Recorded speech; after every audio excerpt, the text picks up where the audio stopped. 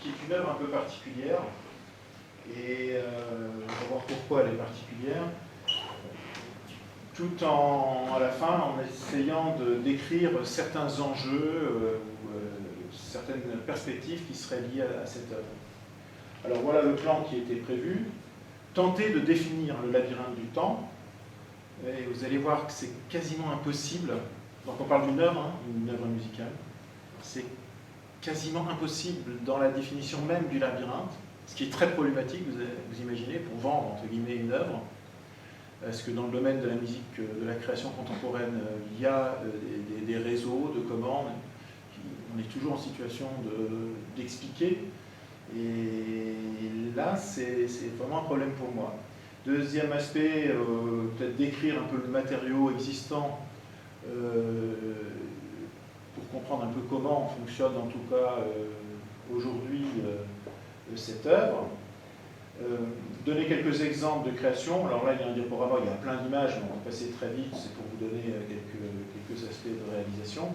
Et passer à quelques idées d'enjeux et de perspectives. Est-ce que le menu vous convient?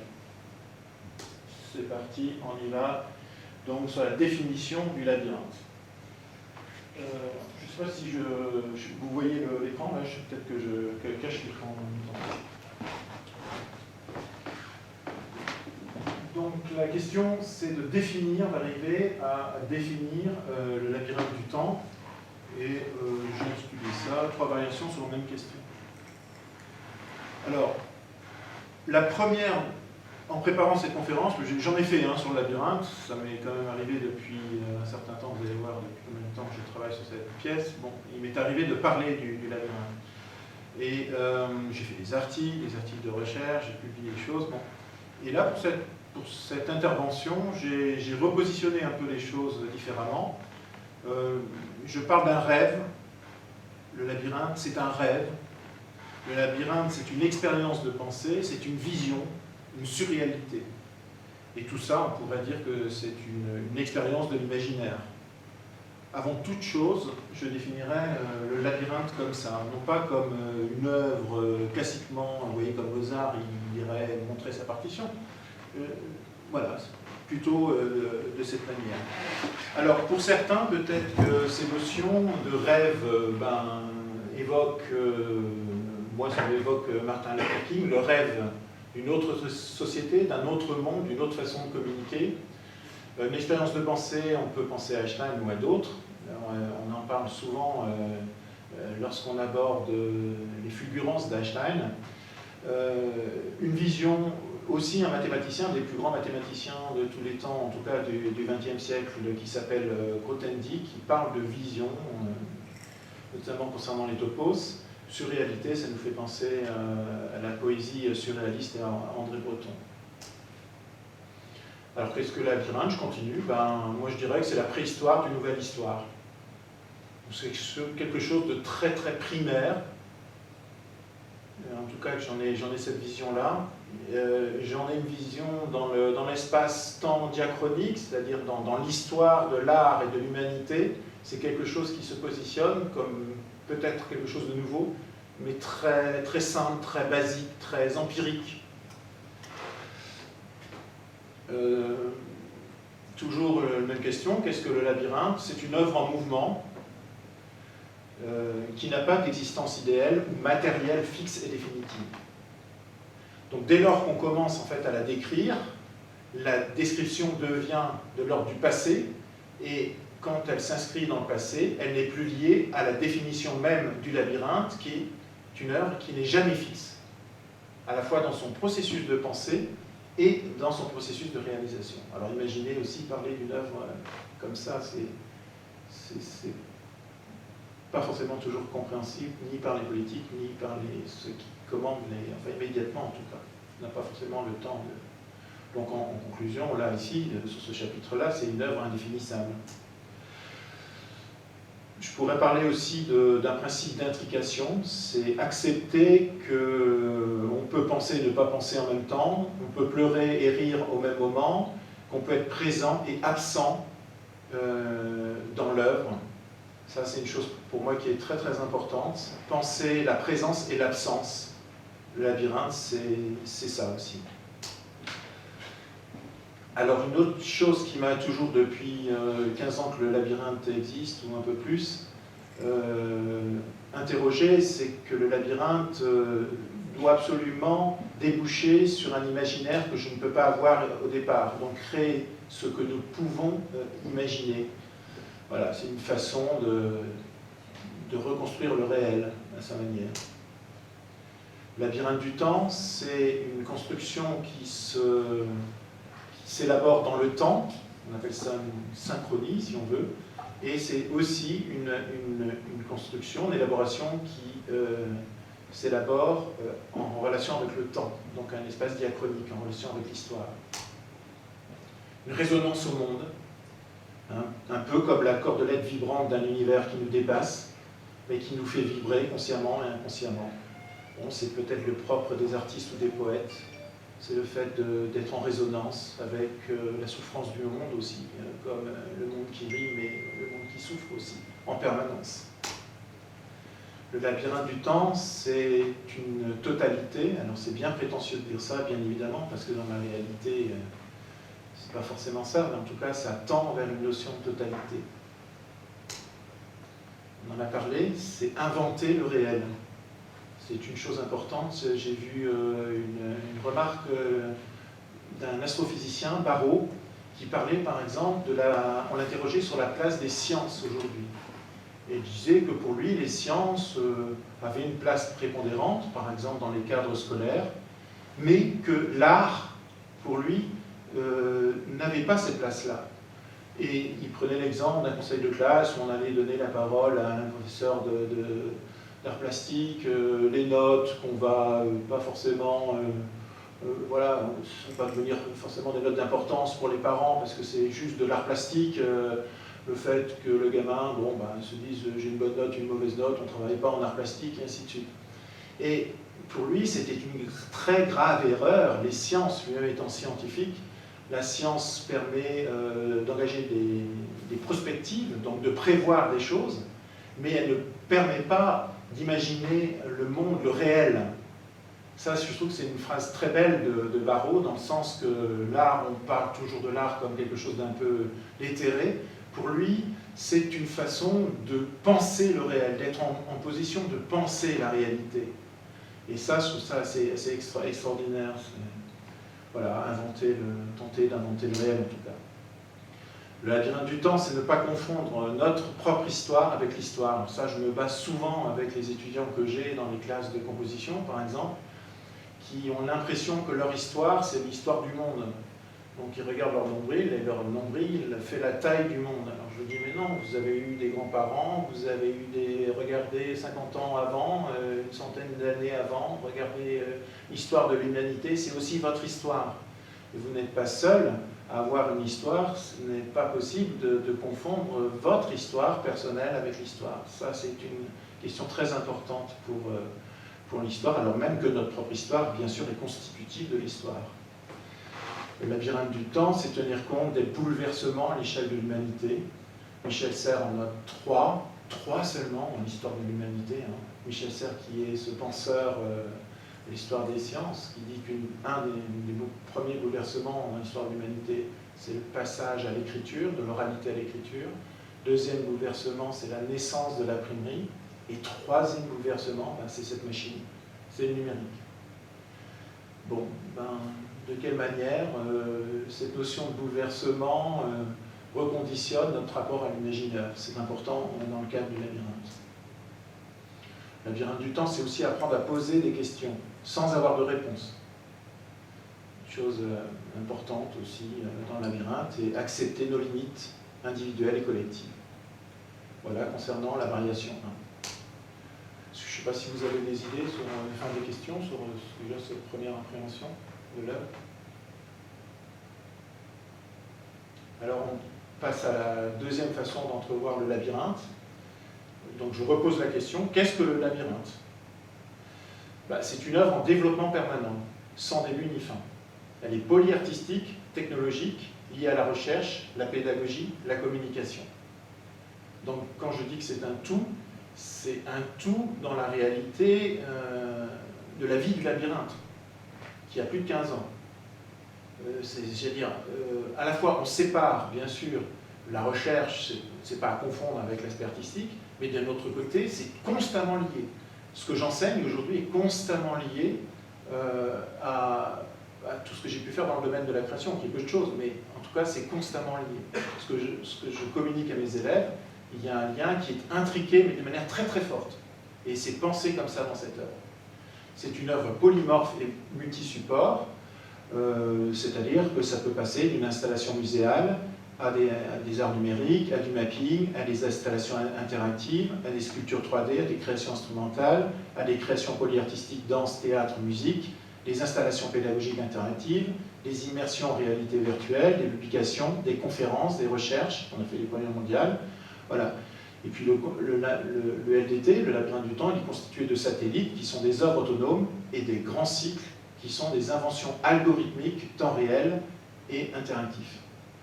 C'est une œuvre aussi sur mesure, selon un événement particulier, un lieu, des moyens à disposition. C'est-à-dire qu'il y a toujours le moyen de rendre cette œuvre accessible à tout type de situation. Ça, c'est aussi quelque chose qui m'importe, c'est-à-dire d'ouvrir cette œuvre à tout type de situation, et voilà, qu'il n'y ait pas de refus parce qu'on manquerait d'un moyen, tout ça. Enfin, en tout cas, on tente de penser comme ça le labyrinthe. Alors, troisième variation, je repose la question, mais qu'est-ce que c'est que le labyrinthe? Le labyrinthe, c'est une écriture de la mémoire. Une mémoire qui se croise, qui se décroise, qui s'entrecroise, jusqu'à l'oubli. Et on pourrait même parler d'espace antécognitif.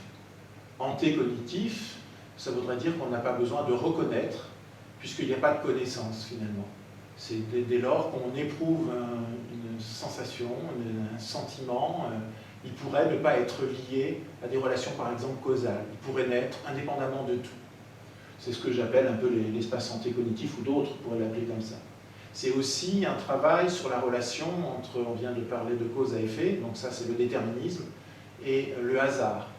Donc dans cette œuvre, il y a un couple comme ça, conceptuel, d'idées, qui lie la question du hasard et la question plus classique du déterminisme. On retrouve cette idée, le labyrinthe, c'est une présence, mais c'est aussi une absence que j'ai théorisée dans des textes, une façon de concevoir l'œuvre, c'est-à-dire que jamais on n'atteindra la question de la création. On peut tendre vers la création, mais on n'atteint jamais. Donc d'une certaine manière, on crée et on ne crée pas. Voilà, puis créer ce que je ne peux imaginer. Voilà, j'ai terminé sur... je ne sais pas si vous avez des réactions déjà sur cette première partie. Moi j'ai une question. Oui. Quand vous dites « on », ça désigne qui?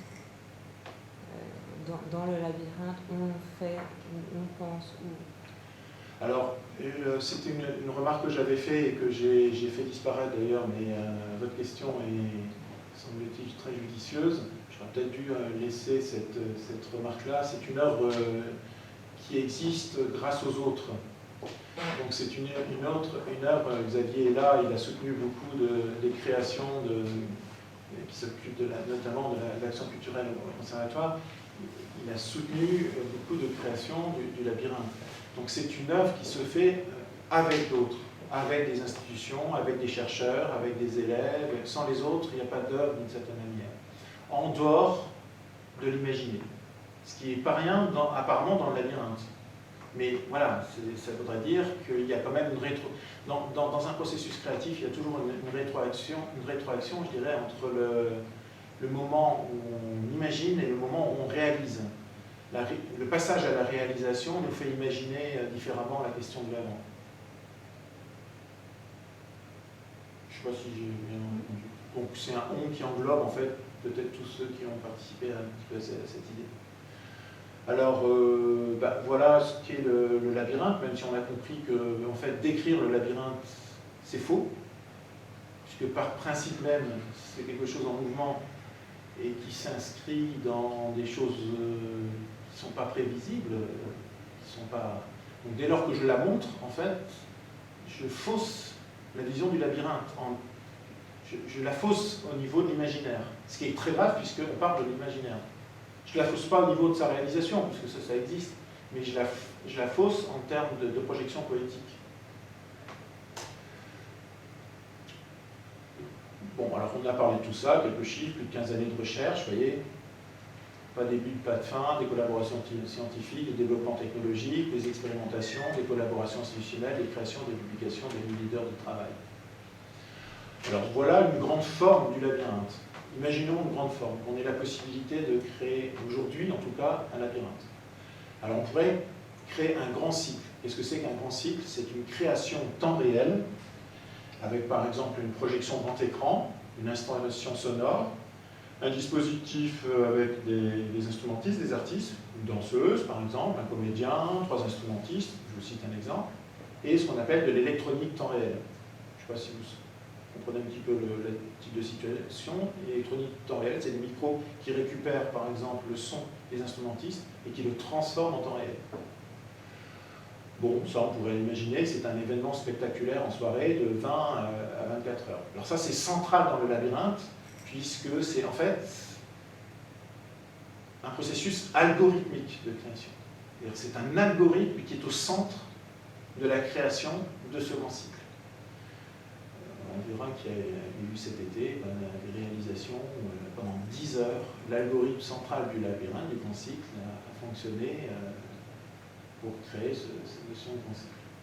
Les satellites, dont des œuvres plus indépendantes, ça peut être une exposition avec des tableaux virtuels, des installations vidéo, avec par exemple, on pourrait parler de la genèse et de l'évolution du labyrinthe. Oui, ça peut être dans un hall de conservatoire, dans un musée d'une ville. Après, ça peut être des installations sonores environnementales électroacoustiques, en extérieur ou en intérieur. On pourrait prendre 4 bâtiments, par exemple dans une ville. Ça peut être des 2 installations, là j'ai mis un exemple, comme ça j'imaginais un type auditorium, un cycle, ça existe, de 6 films du LDT avec son 5.1, durée de 2 heures, quand vous êtes plongé dans les vidéos du labyrinthe. Ça c'est possible en tout cas avec le matériau qui existe. Ça peut être un mapping monumental, vous savez un mapping c'est le fait de projeter sur des bâtiments de très grande dimension. Donc voilà, ça peut 22 heures c'est plutôt la nuit, 24 heures sur un bâtiment symbolique de la ville. Durant le mois, ça pourrait être une série de 8 concerts, des concerts pédagogiques, ça pourrait être des sculptures, ça pourrait être des installations immersives, ça pourrait être des installations polyartistiques avec des partitions produites en temps réel. Donc là, vous pourriez arriver, il y aurait des ordinateurs, vous arrivez avec votre instrument. Sur l'ordinateur, il y a des partitions qui sont proposées par le labyrinthe en temps réel, et avec votre instrument, vous mettez à jouer. Vous avez les micros qui reprennent, les algorithmes, c'est possible d'envisager, ça a déjà été plutôt fait sous forme de concert, même à Belfort. J'ai voulu le faire à Paris, ils ont eu du mal. Pour l'instant, on a du mal, on réfléchit toujours, on discute avec Radio France et l'IRCAM sur une commande pour réaliser ça. À Belfort, on a pu un peu réaliser, en tout cas, une partie de cette idée. Et j'ai hâte de voir à Paris ce qu'on va pouvoir faire avec ça aussi. Ça peut être des ateliers pédagogiques, on en a fait déjà, avec des choses très, très particulières, des outils développés aussi au niveau numérique, des conférences qu'on fait, on peut dire qu'on fait partie du labyrinthe maintenant, vous voyez, c'est pas coupé de mon œuvre, c'est-à-dire que je vous vois sourire, je vous vois éventuellement ceci, cela, ça fait partie, vous faites partie de l'histoire du labyrinthe. Ça peut être des publications, bien sûr, il y en a eu un certain nombre, et des collaborations avec des chercheurs, ça aussi, il y a eu des chercheurs mathématiciens, astrophysiciens, chercheurs en informatique. Voilà un petit peu comment pourrait se créer un grand cycle du labyrinthe. Est-ce qu'il y a des questions sur cet aspect-là? Ça vous paraît clair? Alors, quelques exemples de création, il y a beaucoup de photos, mais je vais aller très vite. C'est pour vous donner un peu une idée de ce qui a été fait ou pas fait, justement. Là, c'est cet été, vous voyez, je me suis retrouvé dans une abbaye qui est assez extraordinaire. Ceux qui connaissent la fin du monde, c'est-à-dire le Conquet, dans le Finistère, il y a une abbaye qui s'appelle l'abbaye de la Pointe Saint-Mathieu, qui est éventrée, c'est-à-dire il n'y a plus de plafond, quoi.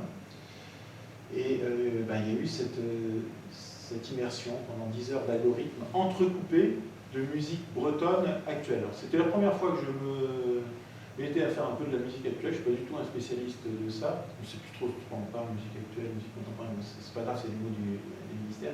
Enfin voilà, des musiques plus classiques au niveau du langage, dansées, et voilà, utilisant un peu les modes du moment. Bon, c'est assez rigolo, sauf qu'il y avait un vent terrible, ce que j'ai adoré. Il pleuvait le matin, il avait plu pendant une semaine, des vents à je ne sais plus combien de kilomètres/heure de rafale. Bon, c'était assez extraordinaire. Vous voyez, c'est cet endroit. Si vous y passez, ben, n'hésitez pas à aller voir, c'est magnifique. Alors vous voyez, le journal Le Monde en a parlé, quand même, c'est pas rien. France Musique aussi, on peut écouter la façon dont ils en parlent. Tiens, une annonce sur France Musique. Et vous allez entendre. Ils ont été recherchés sur France Musique. Ils m'ont même pas dit. C'est quelqu'un qui est venu me voir pendant que je faisais mon installation là. Il me dit monsieur, oui, je viens de la part de France Musique. Alors je comprenais rien. Je pensais que c'était un journaliste de France Musique. Non, en fait, il avait entendu l'annonce que vous allez entendre du Labyrinthe. Et la musique qui a été prise, les extraits que vous allez entendre sous la voix du journaliste, c'est une musique qui est tirée de la musique algorithmique du Grand Cycle. Donc en arrière-plan, vous avez un important. Alors normalement, c'est spatialisé, tout ça, et vous allez entendre un peu. Voilà comment il parle un peu du Labyrinthe. France Musique. L'agenda de l'été, Christophe Delis.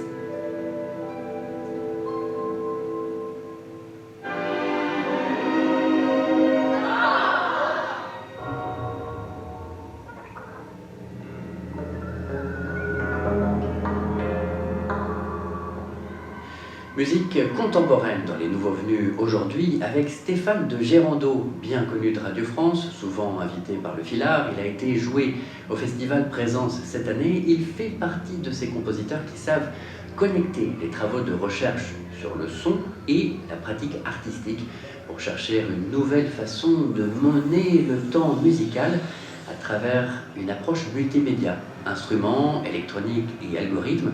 Vous pourrez voir son installation sonore le 5 août de 12h à 23h sur le site historique de l'abbaye de la Pointe-Saint-Mathieu à Plougonvelin dans le Finistère.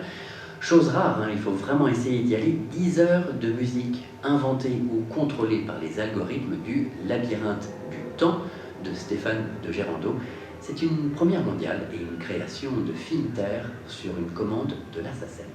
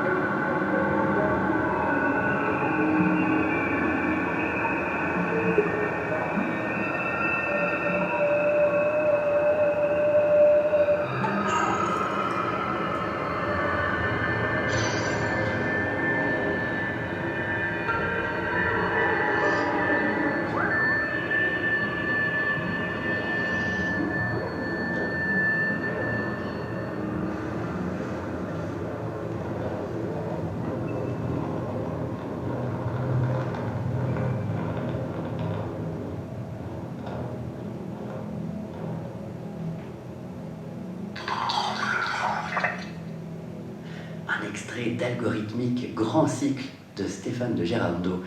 Rendez-vous le 5 août de 12h à 23h à l'abbaye de la Pointe-Saint-Mathieu à Plougonvelin dans le Finistère.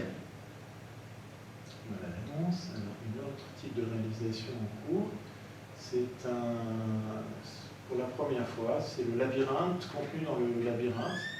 C'est-à-dire que tout ce qui peut être représenté, je dirais, en grandeur macroscopique, des tableaux qu'on pourrait voir affichés, en fait, maintenant, c'est à l'intérieur d'une réalité virtuelle, donc dans un casque virtuel.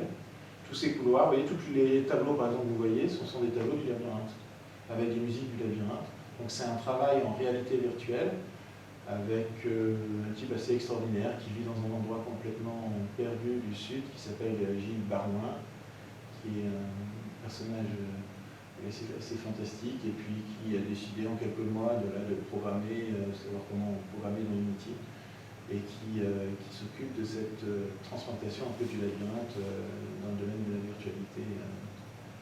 Voilà. À la fois sous forme de casque, mais aussi d'applications possibles sur un ordinateur, que ce soit un PC. C'est un peu le travail quand même de programmation. Et c'est avec un grand plaisir que je travaille avec Gilles sur cette version. Alors vous voyez, vous avez des couloirs, par exemple, avec des systèmes de téléportation, de choses qui renvoient à d'autres endroits. Tout ça, c'est encore une fois la préhistoire de quelque chose, mais c'est aussi des tentatives d'imaginer le réel différemment, finalement aussi. Vous voyez, tous ces plans, et des façons de concevoir des couloirs qui sont infinis. Et là, on fait des mouvements dans tous les sens, il y a des portails, voilà. Ça, c'est une autre réalisation, il y a très peu de temps, c'était à Présence à Radio France, une première mondiale où il y a eu une installation en réalité augmentée du labyrinthe sur la partie pédagogique qui a été réalisée lors du Festival Présence, qui est un des grands festivals mondiaux de musique contemporaine, pendant une semaine en février. Pour regarder un petit peu quelques minutes, vous allez voir une jeune élève qui utilise justement le labyrinthe pour contrôler les sons avec ses mains et sa bouche, enfin toute la face en fait.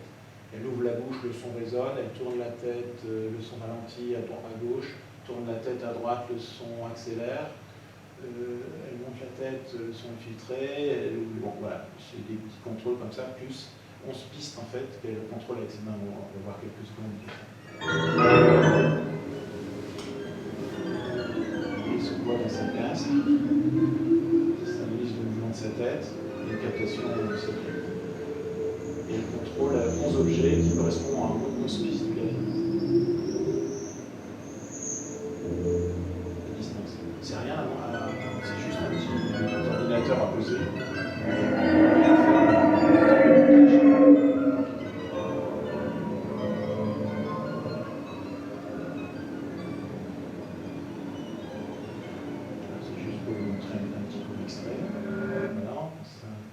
Ça, c'est un disque qui est sorti autour d'un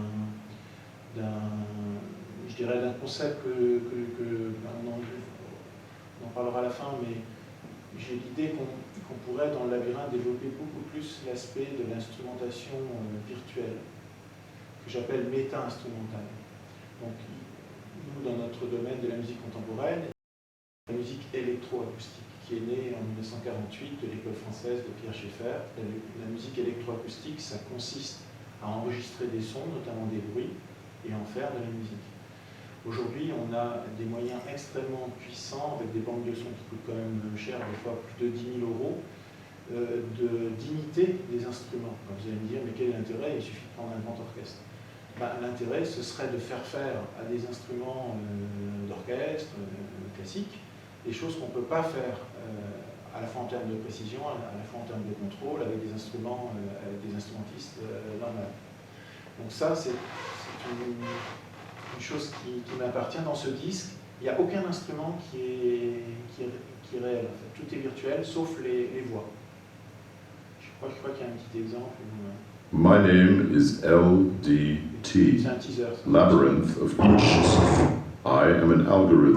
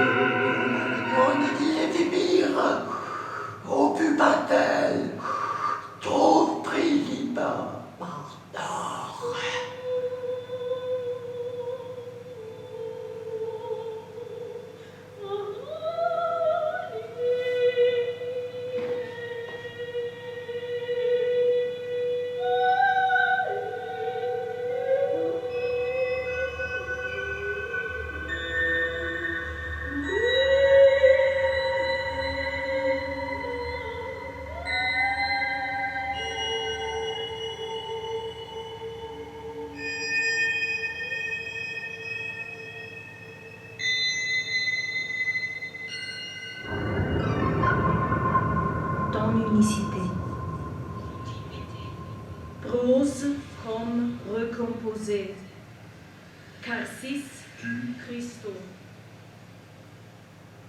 C'est un court extrait. Normalement, le son dans la version originale est spatialisé. Il y aura, si de temps en temps, un petit bout, déjà vous avez un aperçu. Vous reconnaissez le lieu, je pense, la citadelle de Belfort. Donc là, on m'a commandé une œuvre. Au début, on se demandait si ça allait pas être dans tout le couloir de la citadelle. Et puis, finalement, ça a été sur un mur. Avec le mur, vous le voyez un peu sur votre gauche. Puis bon, j'ai commencé, il y a un petit extrait de ça. Donc l'idée, c'était dans ce couloir, de faire surgir choses qui pouvaient paraître un peu irréelles. Donc il faut imaginer en fait le mur derrière qui existe en vrai.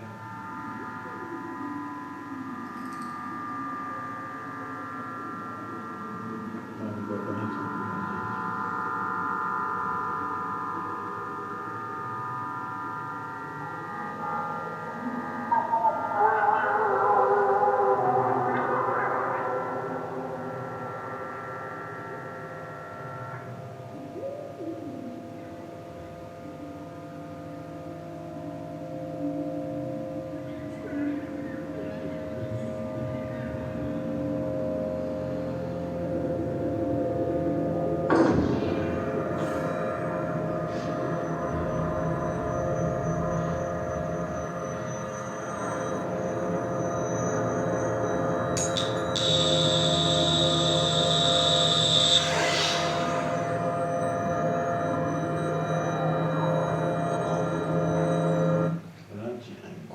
Là, c'est une installation, je crois que c'est la salle des fêtes ici de Belfort toujours.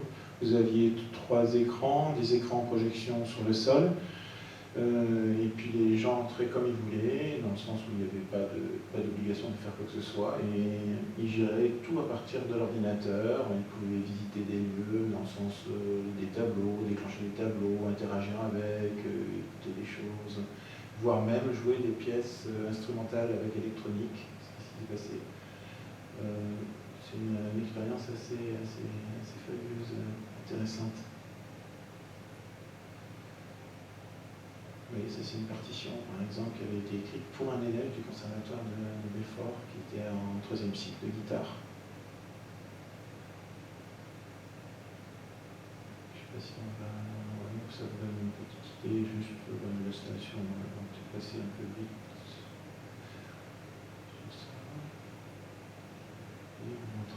Alors là, ce que vous voyez sont des algorithmes. C'est donc un tableau. C'est l'hydre du labyrinthe. Voilà. C'est plein de choses. Donc, soit l'installation elle est gérée en automatique, là ça tourne en automatique, soit elle est gérée en interaction avec.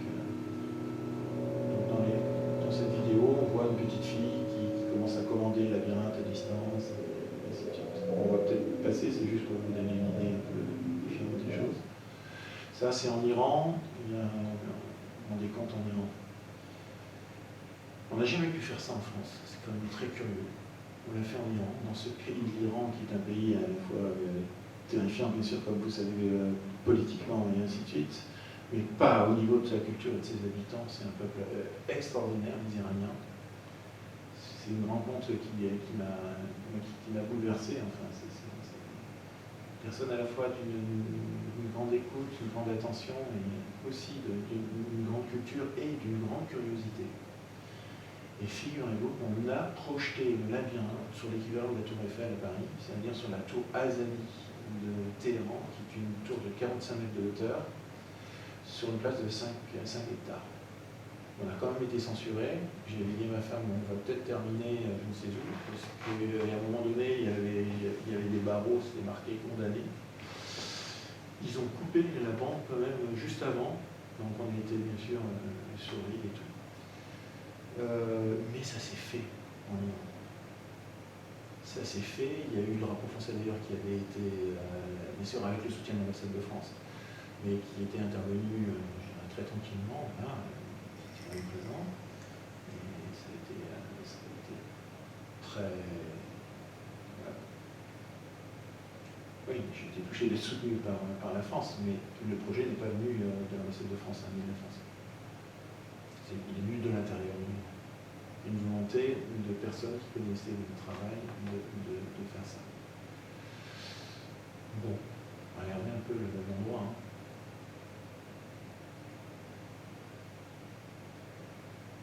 Bon, il y a eu des conférences aussi à l'université. Regardez les gens qui font des formes sur le drapeau qui a été affiché. Bon, c'est passé, il y a eu 5 télévisions, c'est passé sur toutes les lignes de presse. Enfin bon, ça avait eu un retentissement, une conférence de presse où il y avait 30 à 40 journalistes. En France, vous voyez ça dans le domaine de la création.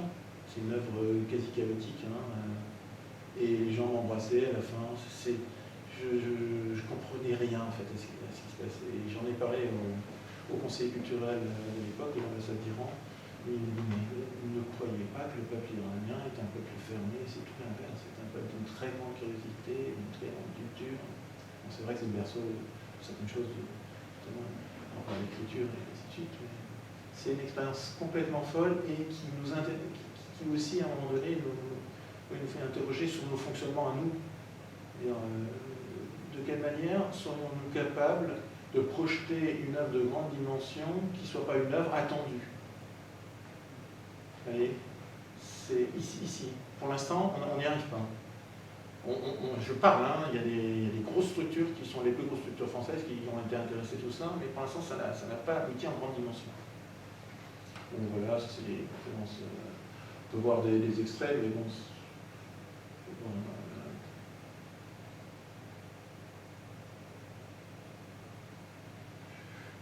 Peut-être mettre un peu plus loin. Oui, ça donnait ça, la taille. Et la musique, c'est pas non plus du Jean-Michel Jarre. C'est pas. Alors, j'ai rien contre Jean-Michel Jarre, mais je veux dire, voilà, c'est pas. Ça sort un petit peu plus des sentiers là-dessus, parce qu'on a l'habitude pas.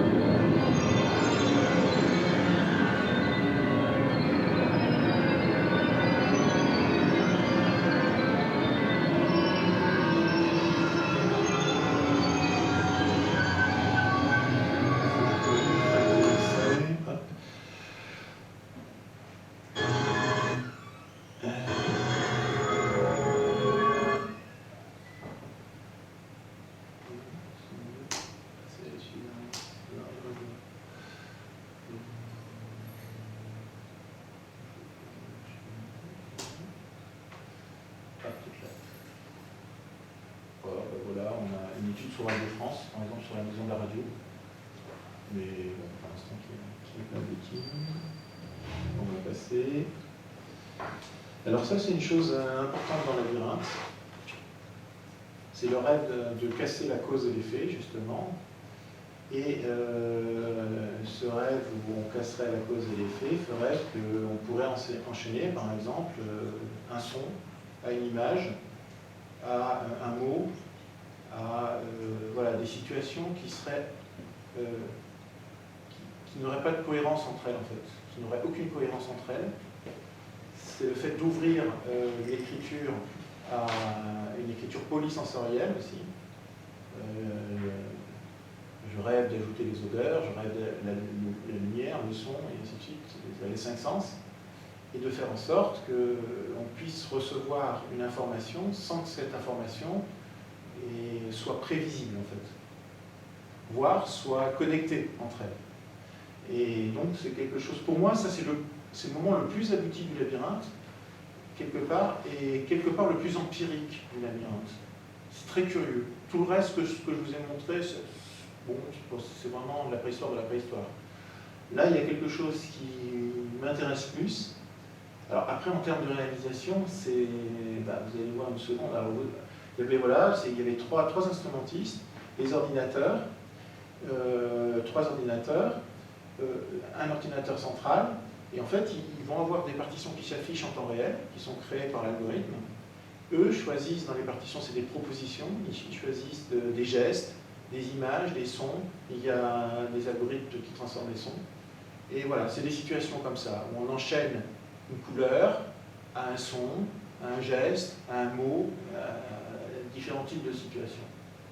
Et c'est ce que j'appellerais la rupture de la cause et de l'effet. C'est-à-dire qu'on n'est plus dans un processus déterministe d'anticipation des possibilités classiques. Vous voyez, là, c'est les dispositifs. Alors, on les voit un peu là sur scène, ils commencent à faire des gestes. Ils jouent un moment, crac, ils font un geste. Peut-être entendre. Alors, c'est assez curieux parce qu'ils ont, comme dans le cahier des charges, l'obligation de ne pas jamais répéter. Donc, ils ont des propositions, mais dans ces propositions, ils ne doivent pas répéter. Alors là, ce qu'on entend, ce n'est pas toujours ce qui est réalisé. Parce que nous sommes des machines à répéter. On ne fait que répéter quelque part. Et dès lors qu'on se dit on ne veut pas répéter une action, quelque chose, ça devient extrêmement compliqué. Là, c'est un peu la proposition, c'est pas forcément toujours ce qu'on entend. On va entendre quelques secondes, vous allez voir. Vous allez me dire c'est assez étrange, hein, je suis assez d'accord peut-être avec vous. Enfin, pour moi, c'est pas forcément étrange. Mais... Vous voyez, partitions temps réel, des partitions corporelles, des partitions textuelles, des partitions musicales, tout ça s'affiche sur l'ordinateur, à vous de choisir si vous dites un mot à l'envers, à l'endroit, une note indiquée par le... Alors bien sûr, il faudra automatiser les lumières aussi, ça peut être géré par les algorithmes, pour lier la situation est assez simple. Ça, j'ai pas pu le reproduire à Paris encore. Ça, on l'a fait à Belfort, j'ai pas pu le reproduire à Paris.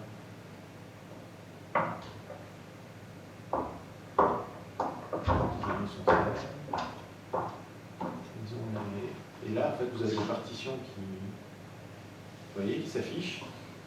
Et eux, bon, c'est des partitions qui enchaînent des gestes. Des fois, c'est de la musique. Et ainsi de suite.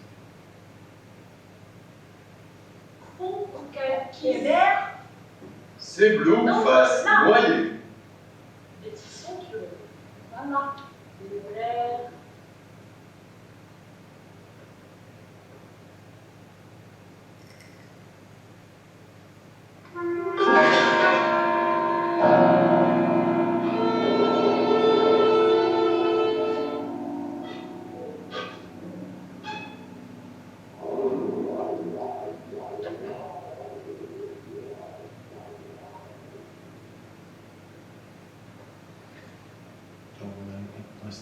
Ça, c'est l'avenir du labyrinthe, pour moi.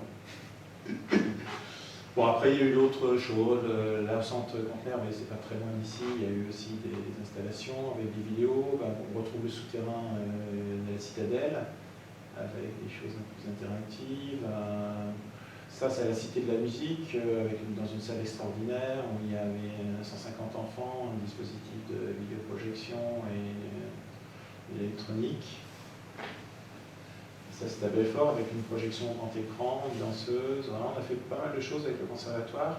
Ça, vous voyez, c'est un travail plus théâtral avec une danseuse. Donc, il y a toutes des mises en relation, je dirais, plus ou moins cachées, ou n'a pas du tout cachées, entre des formes, en fait, liées aux vidéos, après des formes qu'on réintroduit dans les déplacements, soit de l'acteur, soit des musiciens, soit de la danseuse. Après, c'est un catalogue un peu de choses élémentaires qui vont être... Donc, tout ça, ça fait partie maintenant de sortes de petits bouquins d'interprétation, que ce soit sur les aspects du théâtre, de la danse, de la musique, du labyrinthe. Là, vous reconnaissez aussi une scène du Granit. Danseuse, là c'est une installation à Mulhouse, musée d'art contemporain de Mulhouse. Ça c'est à Bordeaux, un musée d'art, donc c'est aussi des installations avec des tableaux. Voilà. Et on arrive à la fin de cette partie, puis après on échange si vous voulez, ou si vous voulez entendre d'autres choses. Ce sont les enjeux et perspectives. Alors vous voyez, je mets mardi 17 octobre, parce que ces enjeux et perspectives, peut-être qu'ils vont s'effondrer sur eux-mêmes. Aujourd'hui, ils existent, mais demain, c'est-à-dire dès lors que j'ai terminé de parler, ils n'existent pas forcément. Alors on en a parlé, développer l'écriture électroacoustique méta-instrumentale, c'est-à-dire utiliser des samples pour faire en sorte de développer une complexité qui ne soit pas liée à la possibilité de réaliser les choses instrumentalement. Je vous fais écoutez 2 exemples. Il y a une pièce qui vient d'être créée par des jeunes à la radio, qui n'avait d'ailleurs pas été créée par des professionnels. Ils trouvaient ça trop dur, des vrais professionnels à Paris. Ils trouvaient ça trop dur. Donc dans ces cas-là, qu'est-ce qu'on fait? On la donne à des jeunes qui sont dans un cycle spécialisé en 3e cycle au CNSM de Paris de culture, un cycle d'interprétation de musique contemporaine. Bon, eux ont réussi à jouer cette musique. Alors vous allez entendre en fait, la musique c'est à la radio, ça s'est passé il y a 3 mois. Ils vont jouer cette musique et après vous allez entendre la réalisation par ordinateur. Voilà. Donc c'est un petit bout de la pièce à la radio. On va passer l'annonce du journaliste. Ah, mince.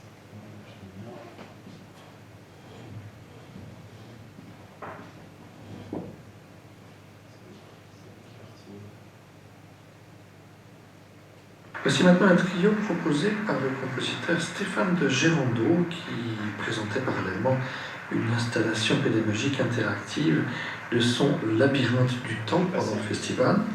Le trio s'intitule Lycromorphie. Il est, selon Stéphane de Gérondeau, le compositeur, une sorte d'instrument augmenté ou méta-instrument, comme si les cordes du violon et du violoncelle complétaient les cordes du piano et inversement, en élargissant les possibilités d'imagination des interprètes.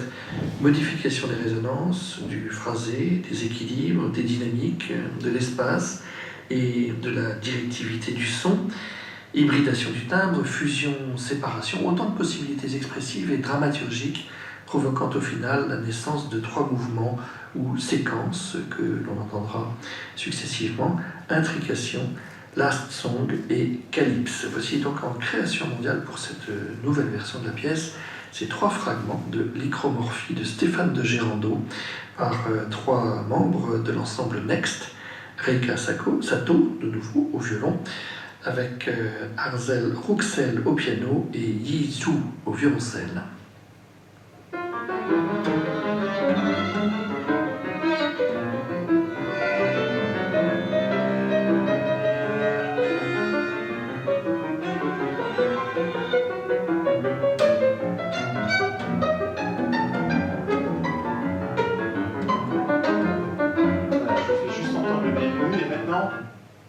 La même chose réalisée virtuellement.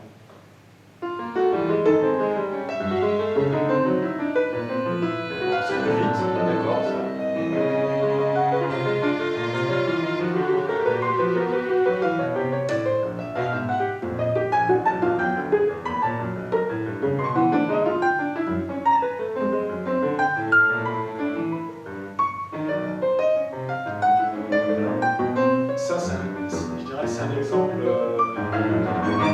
C'est un exemple très classique. L'écriture, elle reste, j'appelle ça assez classique, là.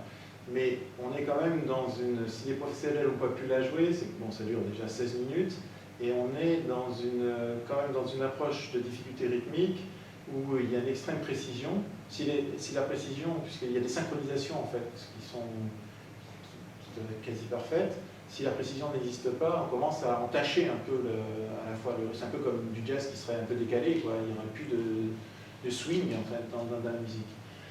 Et là, c'est vrai qu'avec l'ordinateur, même dans quelque chose qui reste assez classique, on atteint quelque chose qu'on n'a pas avec ces jeunes qui sont les meilleurs au monde. Hein.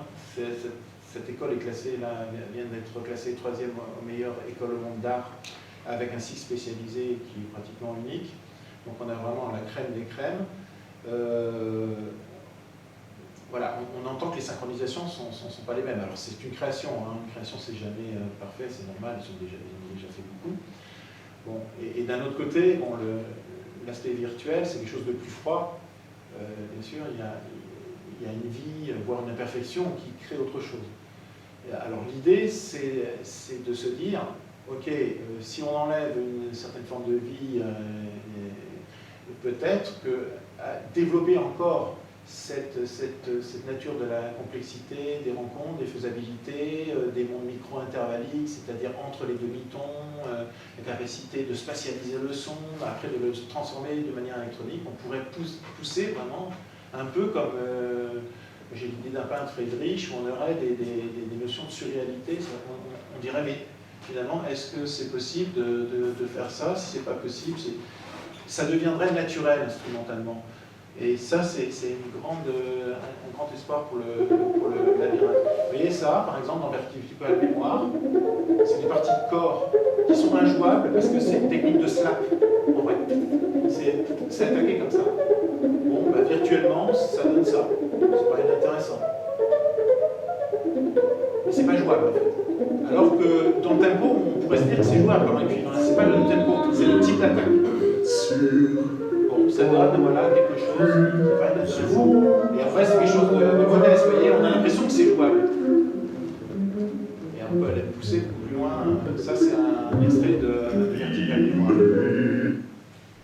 Là, un petit bout d'une partie, par exemple, que je lui ai fait de violon, c'est instrumenté, c'est écrit, et c'est joué par des samples, juste pour que vous entendiez, quoi, aussi, ce qu'on peut faire avec des bons samples.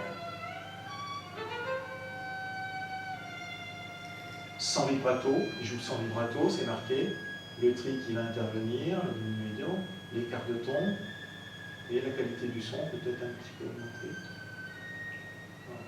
L'intensité, on va mettre un peu plus fort. Voilà, l'écart de ton. Vous voyez tout ça, sul ponticello, senza vibrato, sul ponte, en fait, je note et il interprète.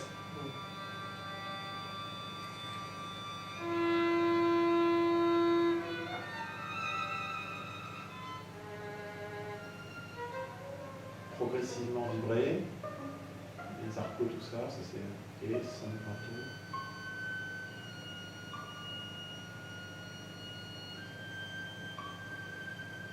Progressivement il vibre. Tout ça c'est contrôlable maintenant, par des lignes et tout avec l'ordinateur.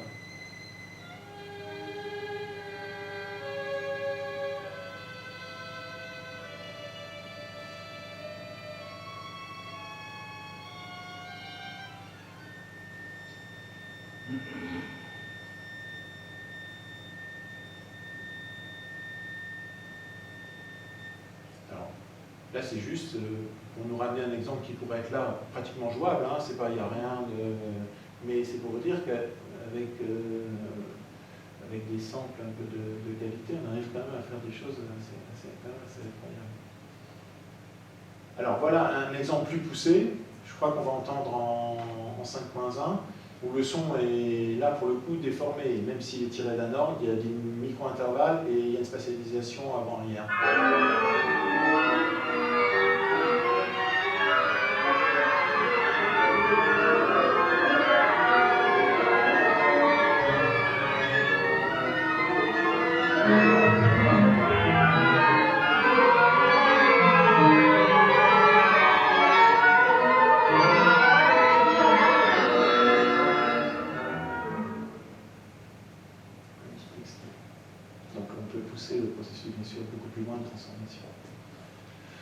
Donc un autre enjeu sous toutes ces formes, ce serait de continuer à développer les liens entre imaginaire et invention algorithmique.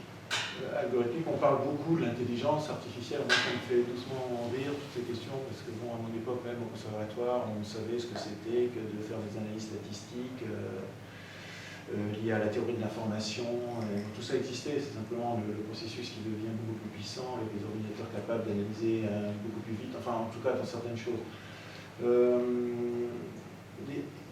Les analyses statistiques pour créer, c'est pas forcément, je veux dire, on part d'un ensemble de départ, on arrive quelque part à créer quelque chose qui ne s'éloigne pas vraiment de l'ensemble de départ. Donc, en tout cas, les processus de création algorithmique qui sont en œuvre dans le labyrinthe sont des processus peut-être plus archaïques même que l'intelligence artificielle sur certains points, et d'un autre côté, plus novateur dans le sens qui demande plus de spécificité de recherche. Par exemple, j'ai travaillé sur la question de distance, des combinatoires de distance avec des scientifiques, et qui sont très très particulières. Donc on crée des mondes imbriqués dans des mondes, on calcule des distances, et pour calculer ces distances, il faut des journées entières de calcul d'ordinateur qui vont être reprises en temps réel dans le cycle pour être retravaillées. Ça veut dire quoi? Ça veut dire qu'en fait, en temps réel, l'ordinateur ne serait pas capable, enfin jusqu'à maintenant, de calculer ce matériau. Il faut beaucoup de temps, vous voyez, donc déjà il y a ce problème-là. Et une fois qu'on les a réintégrés, eh ben, il faut que l'ordinateur les digère dans une stratégie artistique et compositionnelle. Donc voilà, ça c'est un des objectifs. Voilà, un endroit chaotique avec de l'image.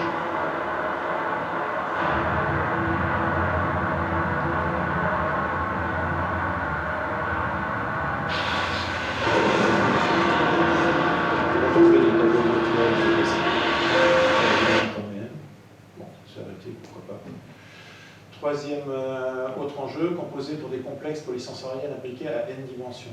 Aujourd'hui, on a beaucoup de retard. Quand vous écoutez les créateurs, on se demande à quelle époque ils vivent. Aujourd'hui, on est capable d'imaginer en fait des objets qui sont non pas des objets subordonnés l'un à l'autre, mais qui sont intriqués. Alors, vous faites quoi? Vous mettez une danseuse ici, vous mettez un musicien. Le musicien, il va accompagner la danseuse ou la danseuse va accompagner le musicien. Mais il est temps de sortir de ce schéma relationnel qui est basique, qui a été utilisé dans l'histoire, qui fait des œuvres extraordinaires, je ne dis pas, mais autant inventer et aussi continuer à inventer autre chose. Et dans la mise en relation, bien sûr, il y a la notion de contingence, comme dirait Cournot. On peut créer un objet qui a sa propre logique, un autre objet qui a sa propre logique, et qu'entre les deux objets, il pourrait ne pas y avoir de logique. Ça a été fait à l'époque moderne, par exemple, avec Cage, avec Bellingham, et ainsi de suite. Ils ont fait comme ça quelqu'un qui dansait dans son espace, et Cage qui faisait sa musique dans un autre espace. Il n'y avait aucun rapport. Les deux pouvaient avoir leur cohérence interne, mais aucun rapport. Là, je ne parle pas de ça, je parle simplement de concevoir, par exemple, un son et une lumière qui soient intriqués dans la façon de le contrôler, d'inventer. Donc, une lumière, c'est une onde, un son, c'est une onde. Déjà, il y a une analogie. Donc, une lumière a une fréquence, un son a une fréquence. On peut lier fréquence d'un son, bien sûr, et fréquence de lumière, ça a déjà été fait. Donc, ce qu'on va commencer, et ça on fait très vite sur des logiciels tels que Max MS Vegiter. Il suffit de faire un petit programme pour commencer à piloter ce qui va contrôler la lumière et ce qui va contrôler le son. Mais attention, je ne suis pas en train de me dire le son va accompagner la lumière va accompagner le son. Je crée un objet sonore, ça peut être une boule de son et de lumière qui sont intriqués, c'est-à-dire qui existent ensemble, dont on peut bien sûr séparer les éléments, mais la logique qui va piloter cet objet, elle est commune aux deux. Ça peut être une logique aléatoire, ça peut être une logique classique déterministe comme Bach l'a fait, mais on devrait tous composer comme ça aujourd'hui.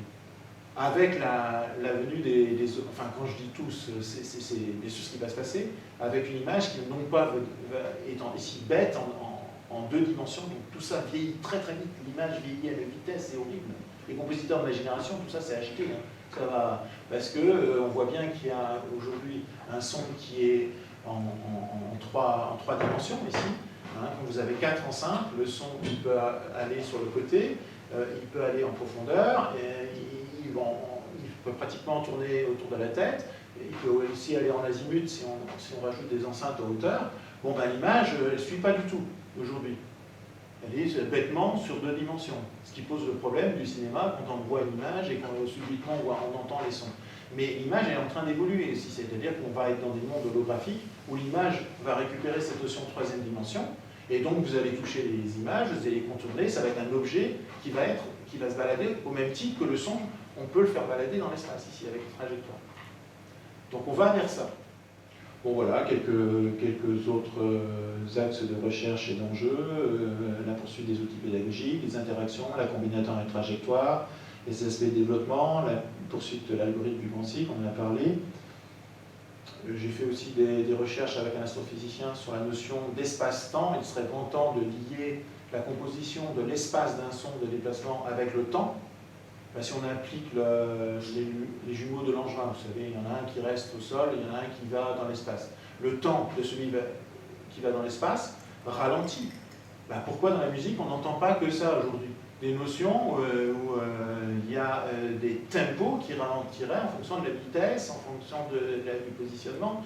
Il est temps de lier l'écriture du son et de l'espace. Alors, je ne dis pas qu'il n'y a pas eu de réalisation là-dessus, mais on est dans une vision du temps et de l'espace qui est une vision macroscopique, qui est celle de Newton, qui est vieille. On écrit encore des vieilles musiques. Comme dans les dimensions. Aujourd'hui, on est capable d'envisager les dimensions microtonales depuis Carrillo et l'époque moderne. On fait des pianos en 16e de ton, c'est-à-dire 16 petits intervalles touches pour faire un ton sur un piano. Et ben, ça, c'est pratiquement l'ère quantique, c'est-à-dire avoir des dimensions beaucoup plus petites dans le domaine des fréquences, dans le domaine du timbre, pour concevoir les mondes. Comme exactement dans la physique quantique à partir des années 1920. Pourquoi aujourd'hui on joue toujours en demi-ton dans les conservatoires? C'est plus possible. Hein. Il existe tout un répertoire dit une musique par exemple microtonale, des intervalles plus petits que le demi-ton. Exactement comme dans la physique quantique qui entrevoit une microstructure de la matière. Donc réinventer des liens entre création, expérimentation, recherche, développement et pédagogie, hein, bon, ça, voilà, quelques petites réalisations avec des flûtistes, du temps réel. Bon, j'en ai pas trop de temps de... Ça va être du théâtre, et des choses qui sont faites à Belfort, vous voyez, avec la... Et puis, dernière volonté, peut-être, espérer pouvoir entendre, ou en jeu, une grande forme du labyrinthe avant ma mort. Bon, c'est pas très important, bien sûr, ma mort n'est pas très importante. Est-ce que le labyrinthe va survivre à ma mort? Probablement pas, même si je dis que le labyrinthe n'a pas de début ou de fin. Je ne suis pas très optimiste sur le fait qu'il survive, sauf à dire qu'il n'a pas vraiment commencé, probablement aussi.